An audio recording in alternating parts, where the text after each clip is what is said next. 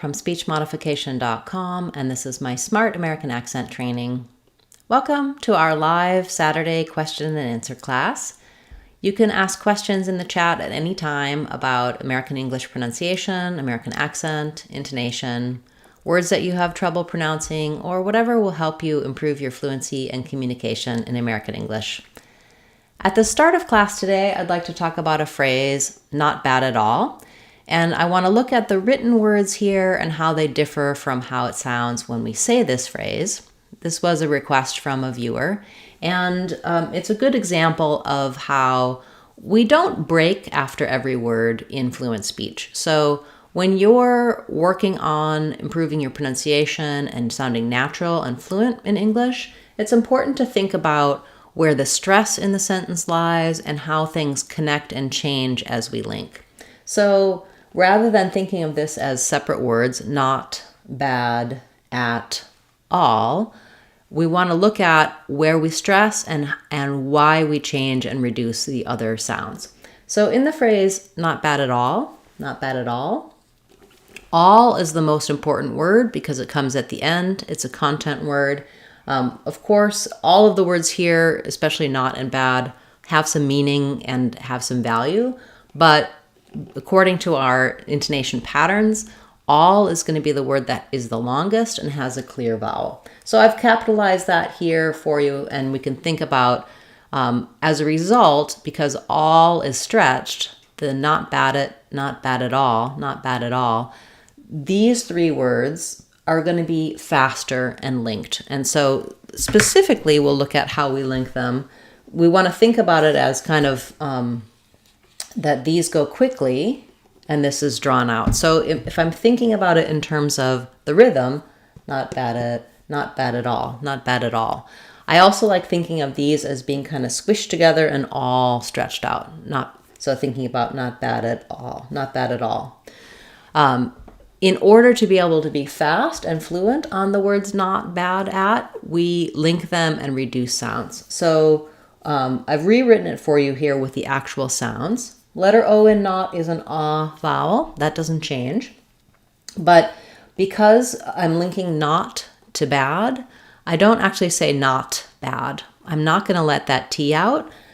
When words ending in T are linked to a word starting with a consonant sound, we use what's called an unreleased T, not bad. So I'll go up to make that T, but then I just release into the B sound. Rather than two sounds, not bad, I have not bad. And then bad and at are going to link, and the D rather than bad, releasing with a strong true D, is going to turn into a flap. Not bad at all. So it still sounds like a D. It's the same kind of D we do in the middle of words. For example, in a word like bedding, we use a flap rather than bedding, big forceful burst of air for my D, bedding. It's just a light tap up. And so think of that here like bedding, bad at all. Then we have another link. The T of at links to the A of all, the ah sound.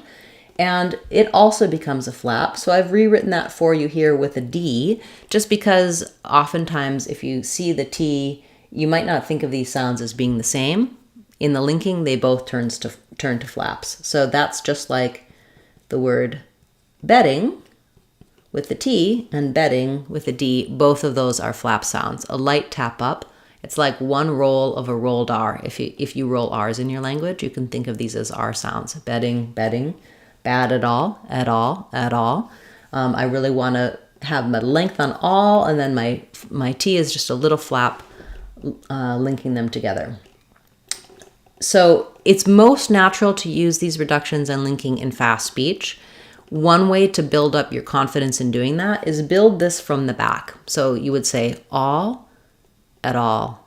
Oh, I also neglected to mention that if I'm saying at by itself, I use the clear ah vowel. But when I'm linking it, it's going to be reduced to something more like a schwa or an I sound. I think we just close a little bit, bad at all, not bad at all. I wrote it here with the letter I because I think that that makes the most sense to the brain if we're looking at how to say this whole thing.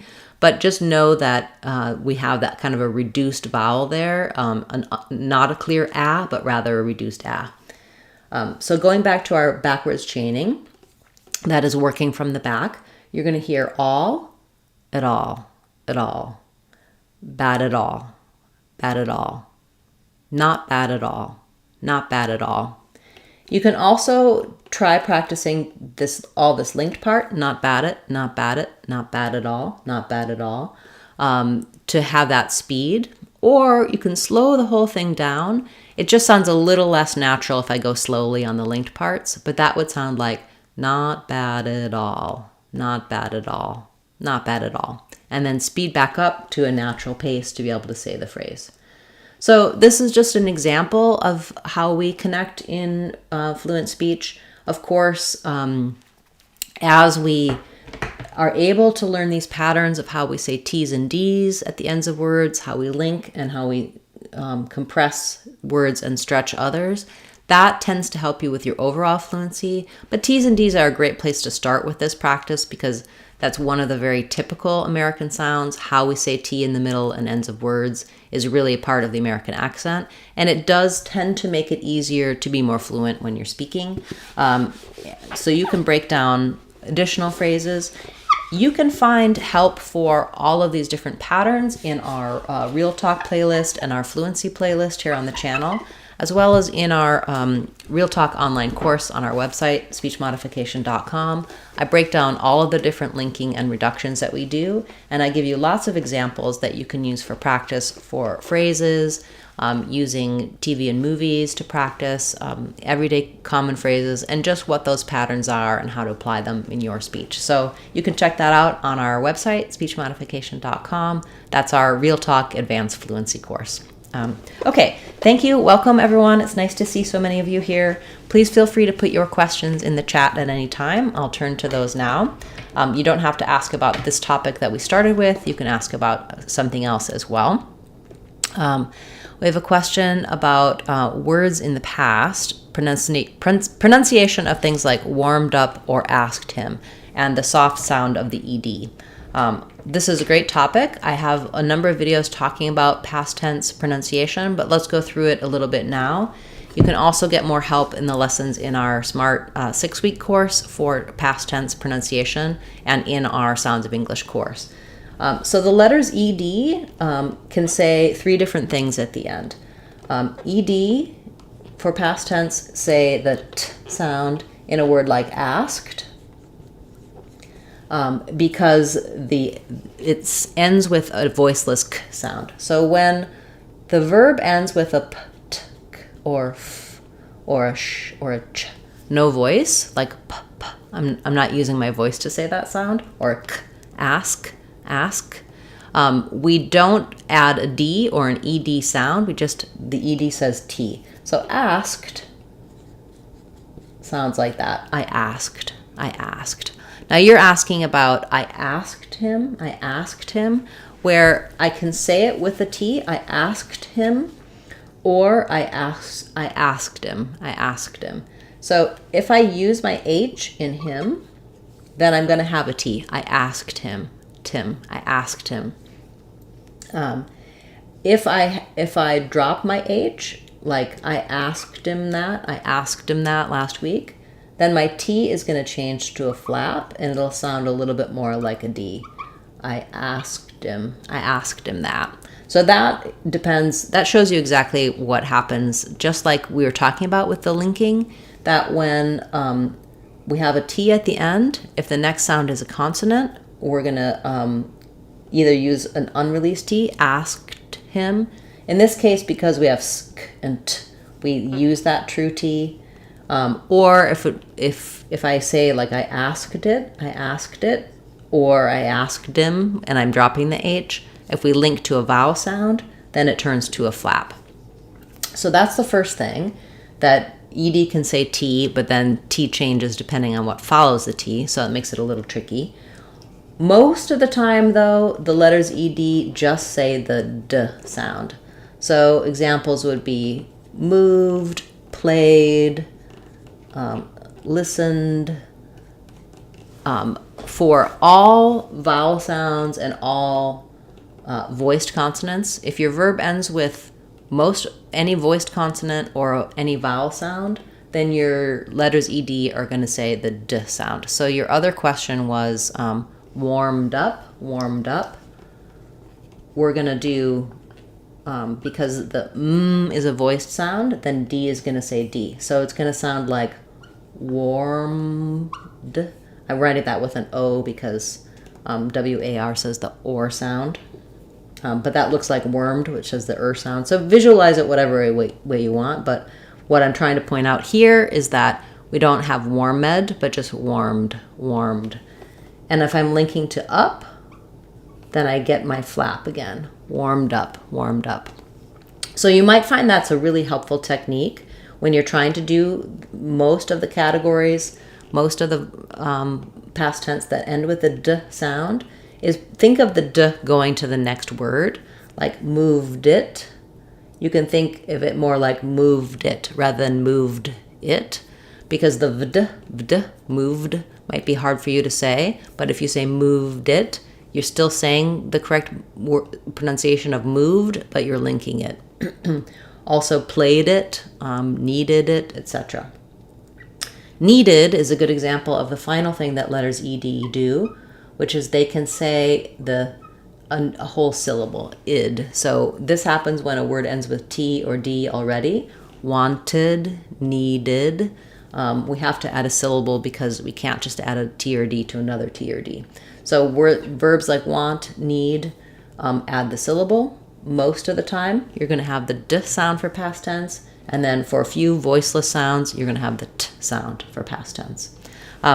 So that's it in a nutshell. Of course, you can check out my videos for past tense, and as I mentioned, our American Accent 6-week course, as well as our Sounds of English course on speechmodification.com, walk you through the pronunciation details for past tense, and that's really helpful because, of course, for many people, if you have a pronunciation difference there, it can sound like you're making a grammar error, which of course you don't want. You want to be pronouncing things correctly and using the correct grammar for your fluent speech in English. Thank you for that topic and that question.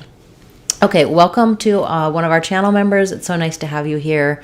And you're asking about the exact meaning of subtle and how to pronounce subtle. So subtle means not directly stated, not obvious. So if something is subtle, it means that we have to pay close attention to perceive it. It's not always direct, it's not always clear, it's not obvious. So I would say the easiest definition is to use the opposite. It's not obvious. In terms of pronunciation, the B is silent in subtle, and this is a good example of another flap sound and a syllabic L. So it's just like in words like little or Seattle. What we have to do is we use the flap T and then the syllabic L. It means that there's a little schwa sound before my L, but it's not really much vowel there. The L by itself is a syllable. So I think of it as like subtle. First syllable stress. And then just a really light flap, not a strong D, going right to the L. So you can build this from the back. Try thinking of it as an O for that syllabic L. O, dull, subtle. After class, I'll put a link for my video about the combination of flap T and syllabic L. It's also true in words like settle, Seattle, little, middle. That might help you as well, thinking about like a word like middle or muddle. Those have the same, all different spellings, but the same sounds of that flap and that L sound. Subtle. Yeah, great word. I do think I may have a video for the word subtle as well. And if I do, after class, I'll come back and send you that link. Feel free, as a channel member, you can make requests and ask questions and comments, and I'll make sure to send you information and resources to help you with your questions. So thank you for your support and for joining. If you're interested in learning more about channel membership, you can click the join button and see the different perks that we offer for membership. So thank you for all of you who have subscribed and joined the channel. I do truly appreciate the support. And thank you so much for being here in our live class. Okay, so turning to more questions. We have a question about the vowel sound in watch and wash and whether they're the same. Yes, they are the same, watch and wash. I do think that what you will hear is sometimes people will use more of an ah vowel here, and sometimes they will use more of an aw vowel. So when the A is, a W is before the A sound, you can use either of these vowels. I can say wa, watch, or wa, watch. Or it can be a little bit in between. So this is one place where the cot merger has happened. The W is already sort of rounded, wah, and so it lends towards this ah vowel because we have a round shape for the W. But I would say we're not going fully like we do for like caw, caught, or law, that when we do wash, it can be a little bit more towards that ah sound. But these two should be the same. The only difference between watch and wash is that with the ch sound, it just stops. The wash sound, we can hold sh. So ch is that affricate, and sh is that fluent continuing sound. I do have some videos about the CH and SH sounds, including talking about minimal pairs like watch and wash. But they are a minimal pair that is the same vowel. Thank you for that question. Okay, great. Let's turn to some more questions. We have a question about the sentence, don't tell me that I am all-knowing. Okay. Don't tell me that I'm all-knowing. I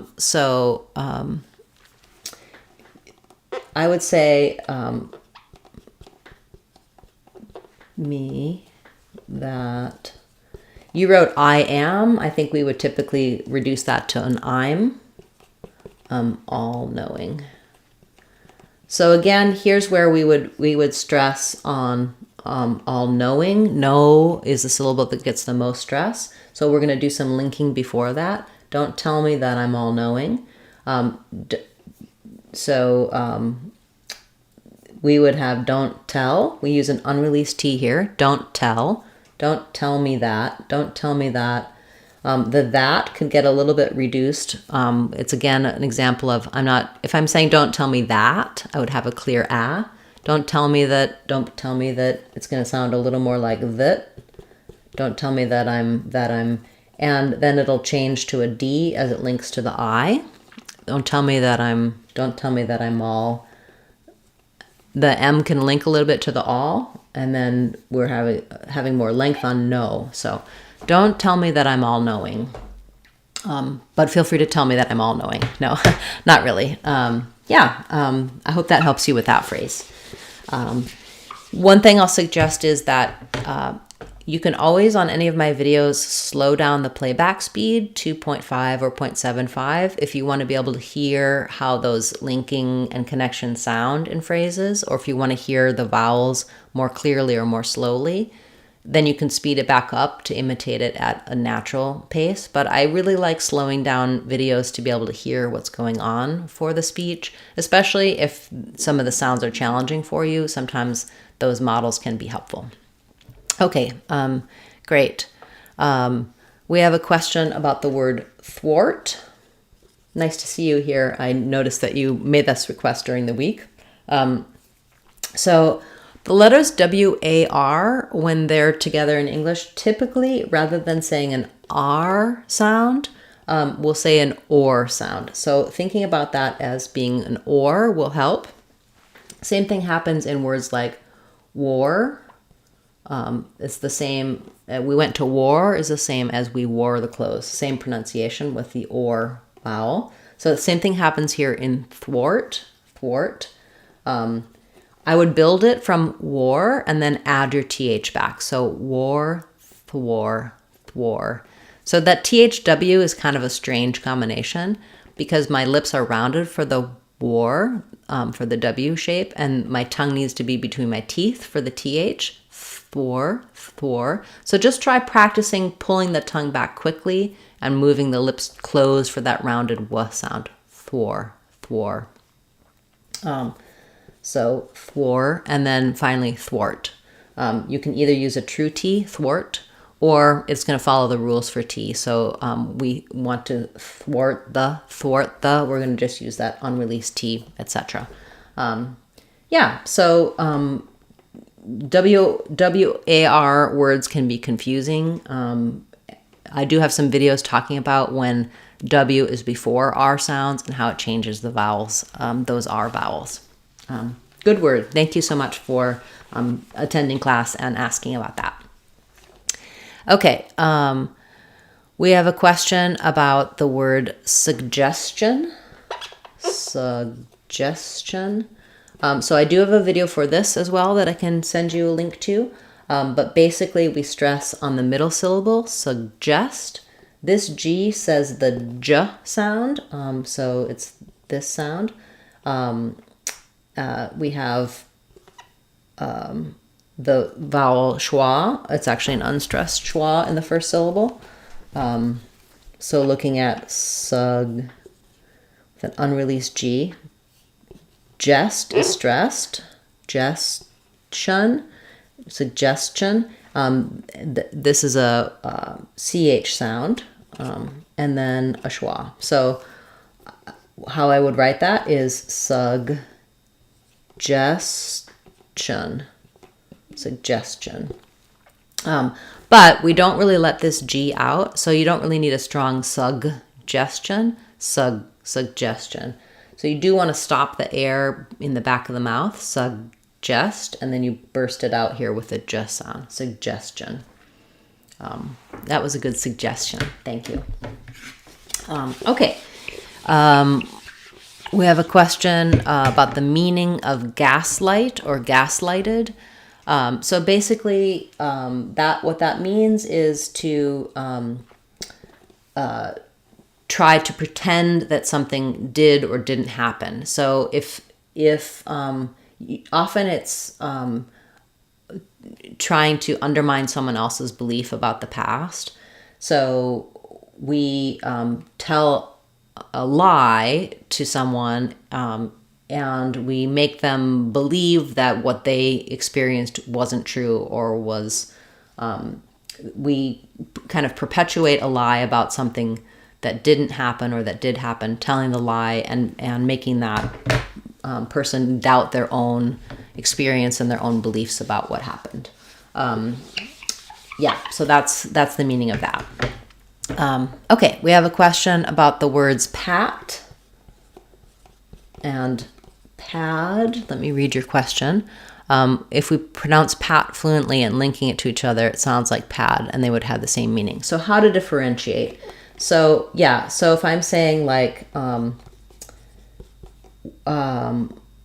we need to pad it, or we need to pad it, they do basically sound the same.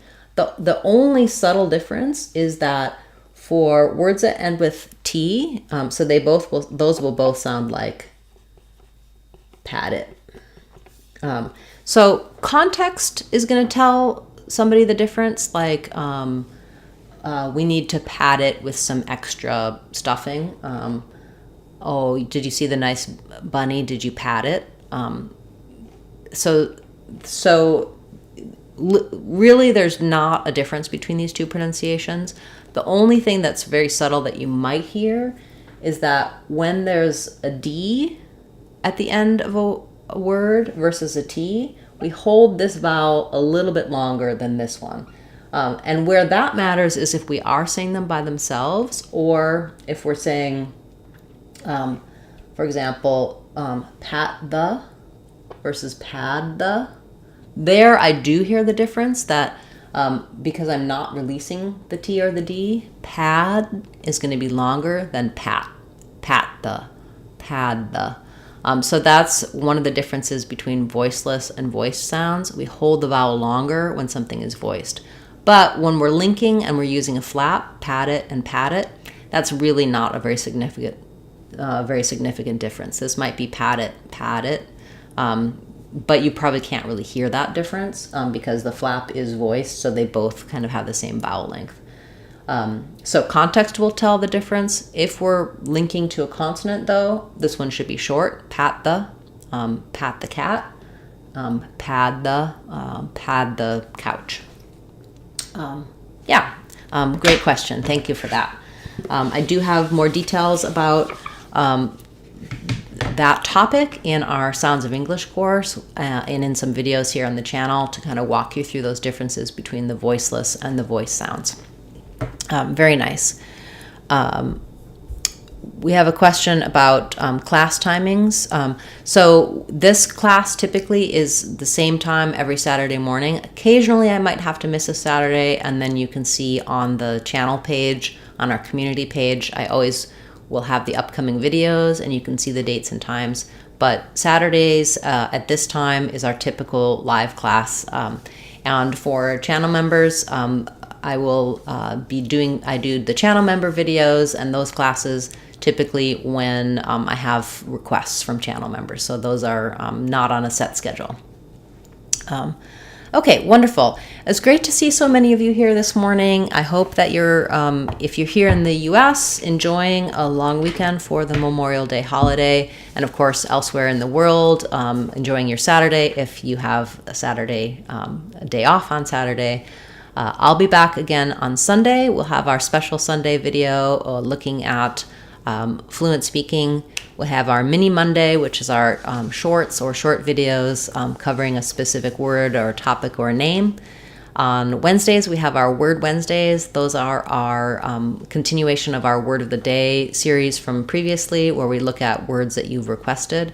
And Fridays are our Fluency Friday, where we look at connected speech, fluent, quick practice for fluent, and longer practices for fluent speaking. So thanks so much for being a part of class today and for your great questions.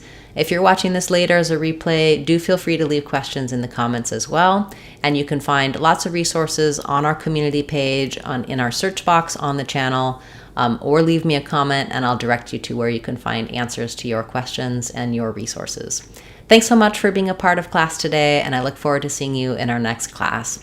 I'm Christine Dunbar from speechmodification.com. Remember, if you want to sound like a native speaker, you can do it.